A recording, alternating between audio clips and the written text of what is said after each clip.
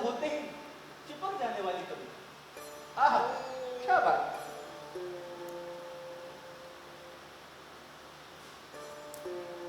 उन्होंने कविता को 2-3 बार पढ़ा और हर बार उनके मन में एक सनसनी सी दौड़ी। क्या तुम समझते हो मुझे छोड़कर भाग जाओगे? भाग सकोगे? क्या तुम समझते हो मुझे छोड़कर भाग जाओगे? भाग सकोगे?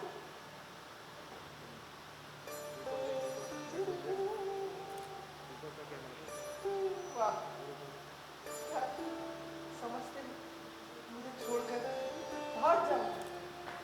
भाग सकोगे?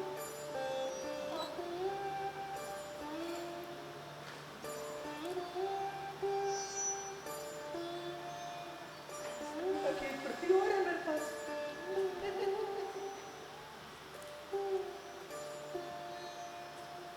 क्या तुम समझते हो मुझे छोड़कर भाग जाओ? भाग सकोगे? क्या तुम समझते हो मुझे छोड़कर क्या तुम समझते हो तुम मुझे छोड़कर भाग जाओगे? भाग सकोगे?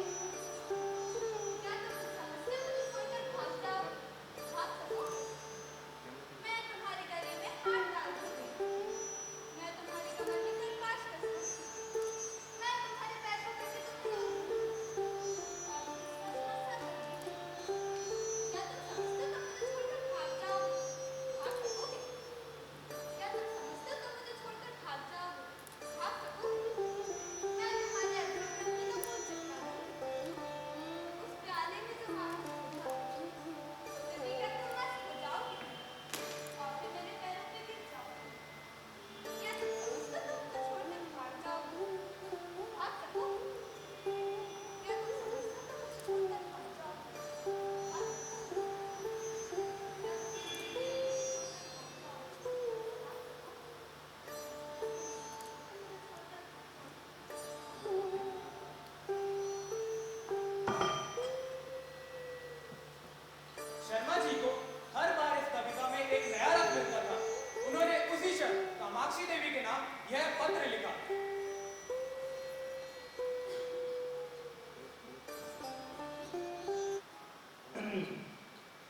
आपकी कविता पढ़कर मैं कह नहीं सकता मेरे चित्त की क्या दशा हुई। मन में एक ऐसी तृष्णा जाग उठी है जो मुझे भस्म किए डालती है। बस यही समझ पा रहा हूं कि इसे शांत करने वाली सुधा भी वहीं से मिलेगी जहां से ये तृष्णा मिली है।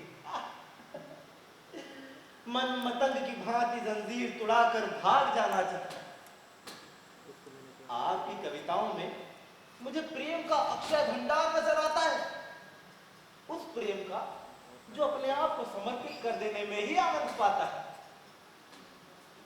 मैं आपसे सत्य कहता हूं, इससे पहले ऐसी कविता मैंने आज तक नहीं पढ़ी थी और इसने मेरे अंदर जो तूफान उठा दिया है ना, वो मेरी विधुर शांति को छिन्न भिन्न किए डालता है। जी, आपने एक गरीब की फूस की झोपड़ी में आग लगा दी, पर मन ये मानने को तैयार नहीं कि ये केवल विनोद क्रीड़ा है। आपकी कविताओं के पीछे मुझे एक ऐसा हृदय छिपा हुआ ज्ञात होता है जिसने प्रेम की असीम वेदना को सहा है, जो लालसा की आग में तपा है। मैं इसे अपना परम सौभाग्य समझूंगा यदि आपके दर्शनों का सौभाग्य पा सकूं। ये कुटिया अनुराग की भेंट लिए आपका स्वागत करने को लालाई। आपका संपादक चोखे लाल शर्मा, नवरस पत्रिका। क्या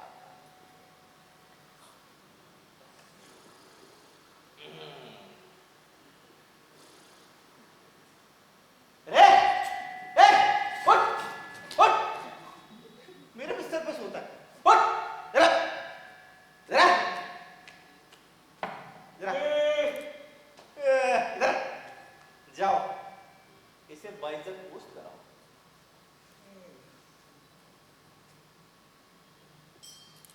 कामाक्षी, हम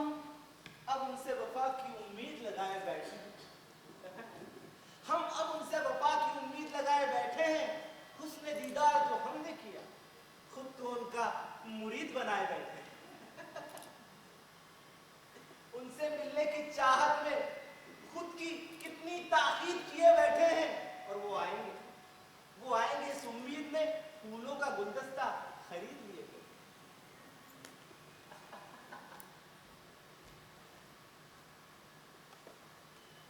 तीसरे ही दिन उत्तर आ गया। कामाक्षी ने बड़े ही भावुकतापूर्ण शब्दों में अपनी कृतज्ञता प्रकट की थी और अपने आने की तिथि बताई। कल प्रातः ट्रेन से आ रही हूँ।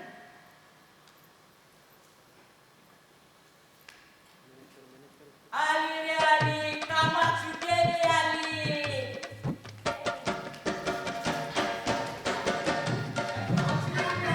तो बाबा मंदिर में सजा, झाड़ू मारो, तो पोछा लगा, काम करो काम।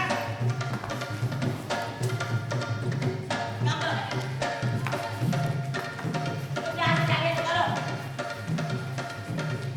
काम करो, काम। अरे उस धरती टूटे के सफेद बाल काले किए कि नहीं? अरे कोई उस धरती टूटे को नहीं रहा हो। तो उसको दियो लगाओ। काम करो।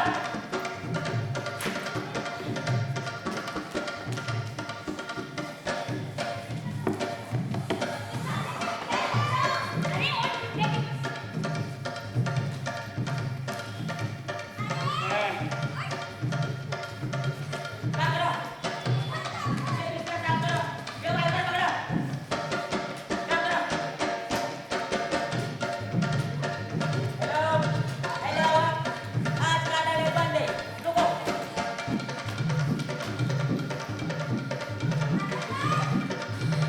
सब लोग आगे देखो। छुट्टी।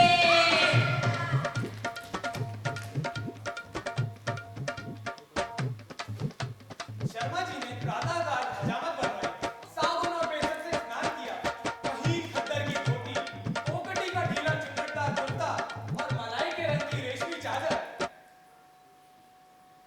इसी ठाट से आकर कार्यालय में बैठे तो सारा दफ्तर का मूड उठा। मेज पर गुलदस्ते सजा दिए गए थे और बरामदे में गमले रखवा दिए गए। अभी 9 साढ़े 8 बजे हैं। गाड़ी 9 बजे आती है और 9:30 बजे तक आ जाएगी। इस परेशानी में कोई काम नहीं हो रहा है। बार बार घड़ी की ओर ताकते, फिर अपनी शक्ल आईने में देखते और टहलने लगे। 2-4 बार सफेद मूंछों पर आ गए, लेकिन इस वक्त उसे उखाड़ फेंकने का कोई साधन ही नहीं मिल रहा। छोड़ो, इससे रंग और ज्यादा जमेगा। प्रेम जब श्रद्धा के साथ आता है तब वह ऐसा मेहमान हो जाता है जो उपहार लेकर आता हो। युवकों का प्रेम खर्चीली वस्तु है, लेकिन महात्माओं या महात्मापन के समीप पहुंचे हुए लोगों का प्रेम कुछ और ही ले आता है। युवक जो रंग बहुमूल्य उपहारों से जमाते हैं, यह महात्मा या आत्महतवा लोग केवल आशीर्वाद से जमा लेते हैं। ठीक 9:30 बजे चपरासी ने आकर एक कार्ड दिया, लिखा था कामाक्षी।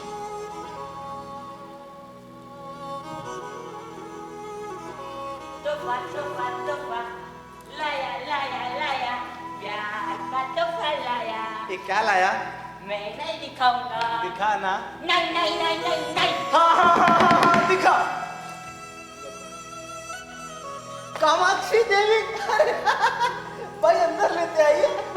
जाइए। जिसका मुझे था इंतजार, जिसके लिए दिल था बेकरार, वो घड़ी आ गई हाँ। प्यार में हद से गुजर जाना है हाँ।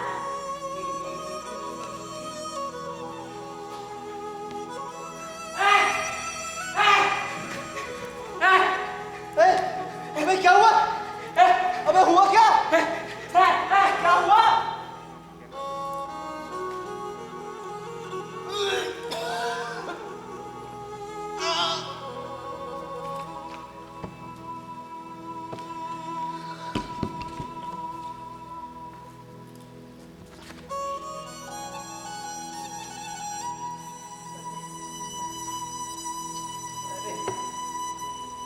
संपादकों का जीवन भी बिल्कुल पशुओं का जीवन। सुबह से रात तक सिर उठाने का समय तक नहीं मिलता। ऊपर से कार्याधिक्य से इधर मेरा स्वास्थ्य भी बिगड़ा पड़ा हुआ। सिर दर्द से बेचैन हूँ। ये आपकी क्या खातिर है? ओ शर्मा जी, आपने ये क्या खबर सुना दी? मैं तो अपनी एक सहेली के यहाँ जा रही थी, सोचा रास्ते में आपके दर्शन करने चली। और जब आपका स्वास्थ्य ठीक नहीं है तो अब कुछ दिन मुझे यहाँ रुकना पड़ेगा। मैं आपके संपादन कार्य में भी आपकी मदद करूँगी। आपका स्वास्थ्य महिला जाति के लिए बहुत महत्वपूर्ण है। मैं यहाँ से नहीं जा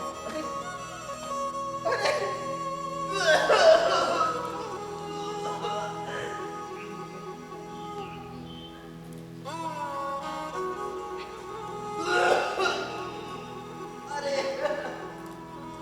इस चुड़ैल के साथ तो मेरा जीवन ही नर्क हो जाएगा। चलिए कविताएं करने, और कविता भी कैसी अश्लीलता से डूबी हुई।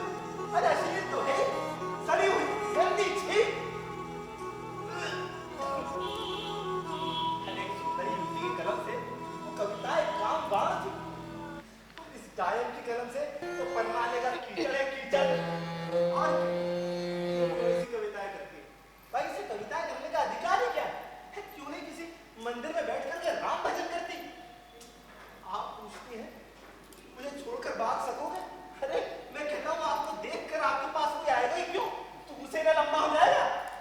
भाई कविता क्या है जिसका ना सर ना पैर, मात्राओं तक का तो इसे ज्ञान नहीं। चलिए कविताएं करने। अरे कविता अगर इस काया में प्रवेश कर सकती है ना, तो भाई साहब गधा भी गा सकता है और ऊंट भी नाच सकता है। हाँ और क्या बताइए। चलिए कविताएं करने।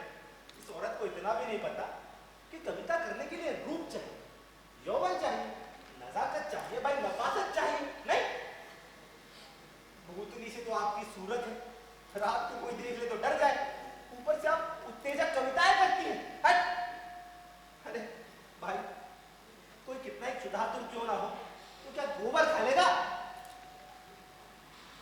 ऊपर से इतना बड़ा पोथा लग लेते आई है, इसमें भी वही परनाले का गंदा कीचड़ होगा। मैं बता रहा हूँ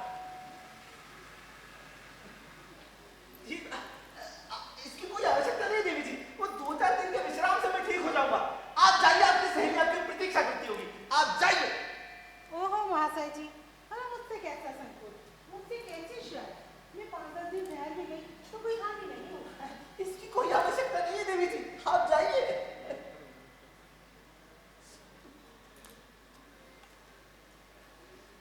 उसने अनुमति की प्रतीक्षा न की, तुरंत पोथा खोलकर एक कविता सुनाने लगी।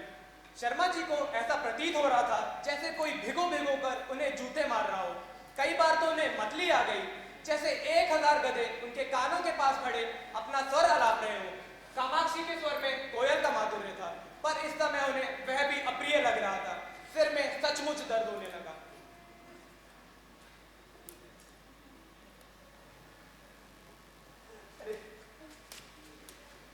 अरे ये गधी टलेगी भी या यूं ही बैठे बैठे मेरा सिर खाती रहेगी? इसे मेरे चेहरे से भी मेरे मनोभावों का ज्ञान नहीं हो रहा है। अरे इस मुख से तो सुभद्रा कुमारी और महादेवी की कविताएं भी घृणा उत्पन्न करेगी, और क्या। आपकी रचनाओं का क्या कहना? आप ये पोथा यहीं छोड़ जाइए, मैं अवकाश में पढ़ूंगा। अभी तो मेरे पास बहुत काम है, बहुत काम है। आपका इतना दुर्बल स्वास्थ्य, फिर भी आप इतने व्यस्त रहते हैं, मुझे आप पर दया आती है। ये सब आपकी कृपा है। वैसे कल आपका अवकाश है, मैं सोच रही थी एक कहानी सुना देती है। खेद है, कल जरा मुझे प्रयाग तक जाना है। तो मैं भी चलूंगी, कार में ही सुनाती चलूंगी। कुछ निश्चय नहीं किस कार से जाऊं? फिर लौटोगे कब तक? ये भी निश्चय नहीं। हेलो, हाँ, अरे सक्सेना जी। नहीं नहीं, आप ही कॉल का इंतजार कर रहा था। बिल्कुल, अरे आपके लिए हमेशा फ्री। अच्छा, ये आपकी कविता, अच्छा। नहीं वो तीसरे पन्ने को लिखा ना, वो तो बड़ी वाहियात है। नहीं मैं झूठ बोलूँ, सच बता रहा हूँ मैं। हाँ तो चौथी जो कविता है ना, आप उसको छाप दीजिए, वो थोड़ी सी बेटर है। हाँ देखिए, इसमें मैं आपको तीसरे पन्ने पे छाप दूंगा। मजा नहीं आता। मैं आपको बता रहा हूँ कैसे कामाक्षी ने उनका आलिंगन करने के बाद, लेकिन शर्मा जी एक सज्जन से ऐसी महत्व की बात करेंगे जिसका अंतिम होगा। कामाक्षी देवी निराश हुई और विदा होने लगी और फिर आने का वादा किया। अच्छा।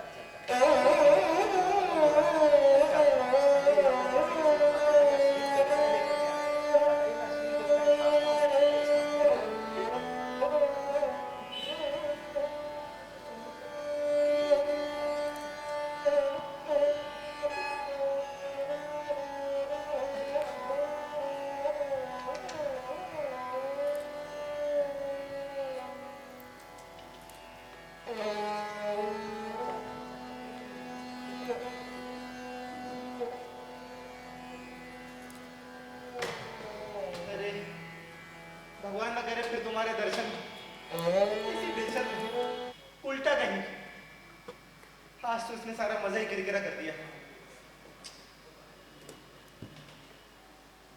अरे सुनो, इधर आओ, इधर आओ। वो कामाक्षी, हाँ, कामाक्षी कविता नहीं जाएगी। लेकिन अभी तो बहुत देर हो गई, अभी कुछ नहीं हो सकता। क्यों? फॉर्म छप चुके हैं।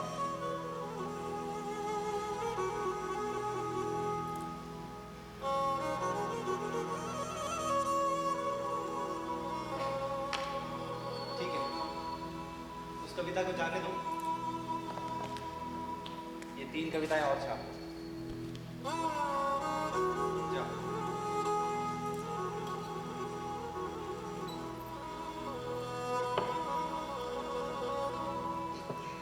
ये तो पुरुषों की कविता है। मैं जानता हूँ हमारे नगर के लेखक हैं, एक राजेश जी, एक निगम साहब और एक अपने नगर के बीके पटेल जी, बहुत ही बढ़िया कविता लिखते हैं। अब से हमारी पत्रिका में महिलाओं के साथ साथ पुरुषों की कविताएं भी छपेंगी।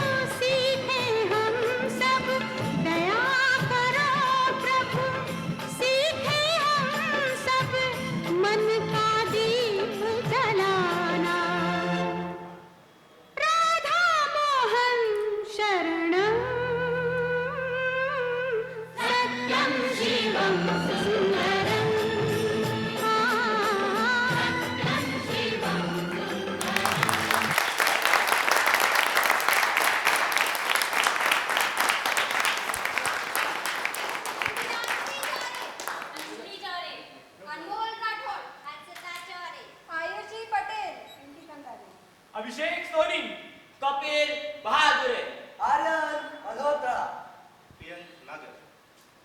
और मैं ससम्मान आमंत्रित करता हूं कर्मवीर सिंह जी, जो हमारे आज के इस नाटक के निर्देशक हैं। एक बार जोरदार तालियां इस पूरी टीम के लिए।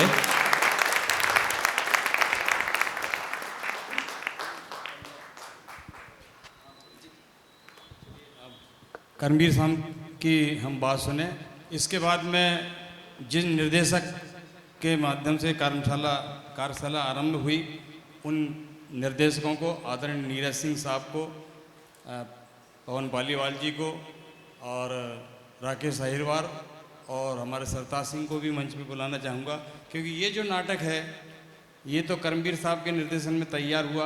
करमवीर साहब का जैसा परिचय दिया गया है, बहुत कम उम्र में उन्होंने देश में बहुत ख्याति प्राप्त की है और बहुत कम समय में हमारे इटारसी के कलाकारों को किस तरह प्रशिक्षित किया आपके सामने है। पहले हम उनकी बात सुनते हैं, करमवीर साहब।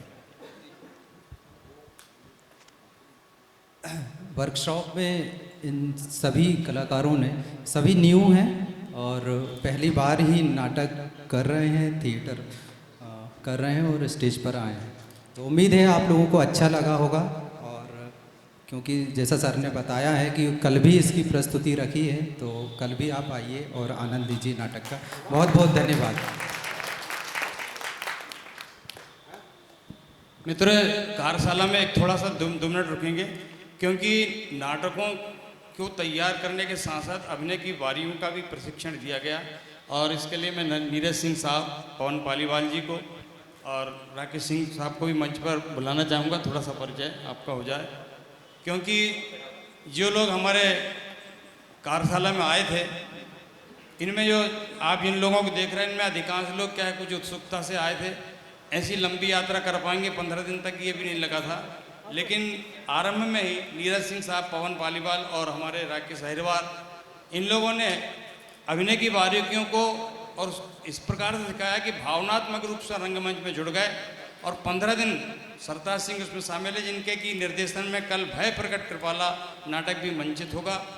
कल भय प्रकट कृपाला को 7 बजे से प्रस्तुत करने का है, आज ये भी 7 बजे से था। लेकिन कल चूंकि इस नाटक को फिर से मंचित करने का आग्रह है, डॉक्टर सीताराम शर्मा जी का भी आग्रह है कि मैं दोनों नाटक देखूंगा, तो कल ये नाटक 6 बजे से होगा, जो कि आप देख रहे हैं 6 बजे से 7 बजे तक हो जाएगा, और 7 बजे से भय प्रकट कृपाला। तो मैं नीरज सिंह साहब के लिए ताली चाहूँगा, और आदरणीय पवन पालीवाल जी जो कि भारत भवन से भी जुड़े हुए हैं। और आप आज के इस नाटक में भी दृश्य और श्रव्य, जो आप ध्वनि देख रहे थे, लाइट देख रहे थे, उसको संभाल रहे थे पवन पालीवाल जी। राकेश अहिरवार ये हमारे टारसी के ही है, लेकिन फिल्मों में आजकल बम्बई